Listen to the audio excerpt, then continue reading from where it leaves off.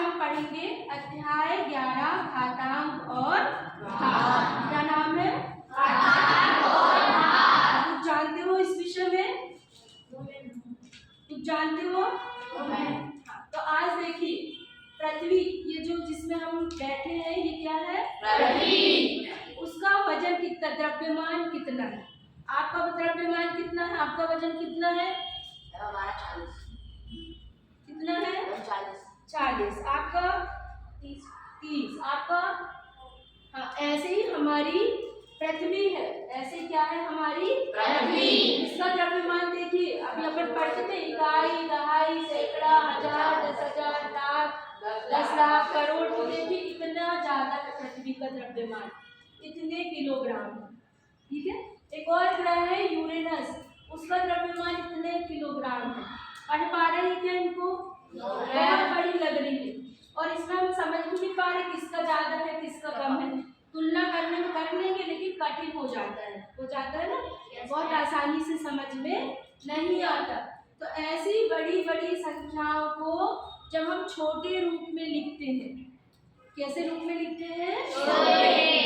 तो उनको कहते हैं घातांक के रूप में लिखना, घातांक और घात के रूप में लिखना। छोटा सा उदाहरण समझते हैं। ये क्या लिखा है? 1000। इसमें कितने जीरो लगे हैं? 3। तो इसको कैसे लिख सकते हैं? 10 गुणा 10 गुणा 10 लिख सकते हैं ना? 10 कितनी बार है? 3 बार। तो इसको क्या लिख सकते हैं? 10 की घात 3। मतलब 10 कितनी बार उपयोग हुआ है? 3। तो ये कहलाता है घात, कितनी बार वो संख्या रिपीट हो रही है। तो ये क्या है? घात। और ये क्या कहलाता है? आधार। ये क्या कहलाता है? आधार। ये है आधार और ये है घात। ठीक है, समझ में आया? तो देखो, अब मैं लिख रही हूँ, किसी बच्चे से प्रश्न पूछूंगी।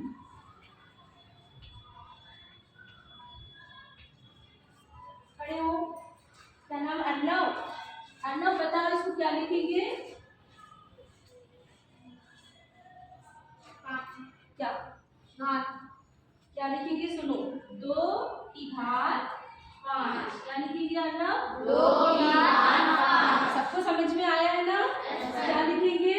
2 की घात 5। मतलब जो ये है, ये आधार कहलाएगी, और जितनी बार इसको लिखा गया है वो क्या कहलाएगी? आधार और घात। सबको समझ में आया? इसी को कहते हैं पावर। इसकी कितनी पावर है? 5। पावर यानी शक्ति। इस 2 की कितनी शक्ति है?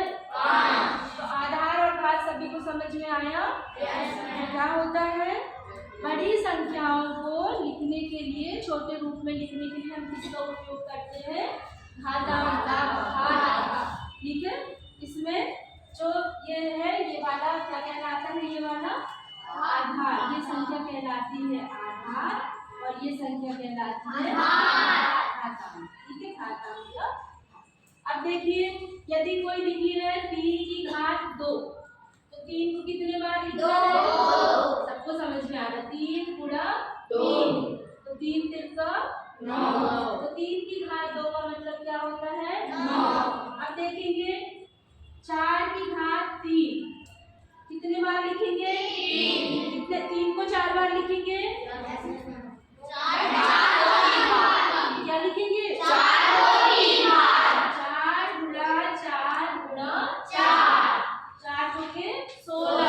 16 आया, जो आया उसको ले लेते और उसका गुणा इसमें करके 16 चौके 64। तो 4 की घात 3 कितना होता है? 64। तो ये सबको समझ में आया घातांक आधार कैसे लिखते हैं, कैसे बनाते हैं, और क्यों इसका उपयोग किया गया? बड़ी संख्याओं को छोटे रूप में लिखने के लिए। हम हाथ